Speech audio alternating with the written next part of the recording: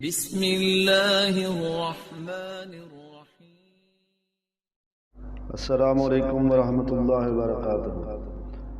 مسجد کی پہلی صف میں کھڑے احباب کے نام۔ آپ لوگوں کو مسجد میں جانے کا اتفاق تو ہوا ہوگا۔ جب بھی کبھی آپ مسجد میں جاتے ہیں تو مین دروازوں پر ہمیشہ ایک پوسٹر اشتہار لگا ہوتا ہے، موبائل آف رکھیں۔ اگر اس ہدایت پر عمل کرتے رہیں گے تو رب کی طرف سے عبادت کا ذوق اور شوق ملے گا آپ کو، اور بہت لذت ملے گی۔ لیکن اگر اس ہدایت پر عمل نہیں کیا جائے گا تو کبھی ایسا بھی ہوتا ہے۔ ایک عاشق کی دل خراش داستان آپ کے سامنے پیش کی جا رہی ہے۔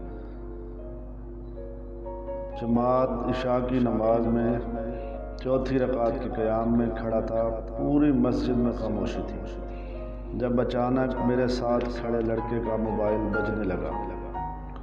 اس نے جلدی سے اپنی پینٹ کی پاکٹ کے باہر سے ہی موبائل کا کوئی بٹن دبایا تو آواز بند ہو گئی۔ جب ہم تشہد میں بیٹھے، یعنی چوتھی رکعت میں التحیات پہ، تو اس لڑکے کو احساس ہوا کہ موبائل سے کسی کی ہلکی ہلکی آواز آ رہی ہے۔ شاید کال کٹی نہیں تھی بلکہ ریسیو والا بٹن دب گیا تھا۔ اس نے تشہد میں بیٹھے بیٹھے ہی کال کاٹنے کے لیے کوئی بٹن دبایا، مگر شومی قسمت کے سپیکر آن ہو گیا۔ مسجد میں مکمل خاموشی تھی، اس لیے پوری مسجد میں موبائل کے سپیکر سے آنے والی آواز گونجنے لگی۔ ہیلو ہیلو جان، ابھی تک ناراض ہو؟ آپ بولتے کیوں نہیں؟ جان پلیز ایک بار بات کر لو نا، پکا آپ لڑائی نہیں کرو گی۔ سچ میں میرا اپنے کزن سے کوئی تعلق نہیں ہے، وہ تو دوپٹہ پیکو کروانے اس کے ساتھ گئی تھی، اور جہاں تم نے دیکھا ہم نے وہاں گول گپے کھا لیے تھے۔ جان پلیز پلیز پلیز، اور پتہ نہیں کیا کیا۔ لڑکا بیچارہ لگا رہا کہ کسی طرح کال کٹ جائے، لیکن اس دن اس کی قسمت کا ستارہ ہی گردش میں تھا۔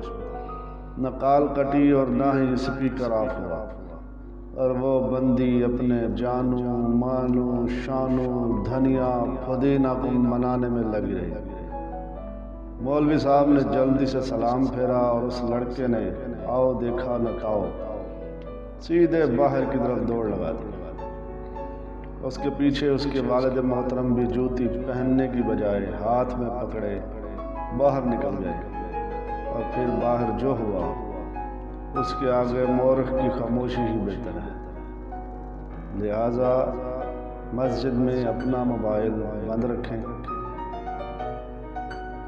ورنہ کسی بھی حادثے کے لیے تیار ہو جائیں۔ السلام علیکم ورحمۃ اللہ وبرکاتہ۔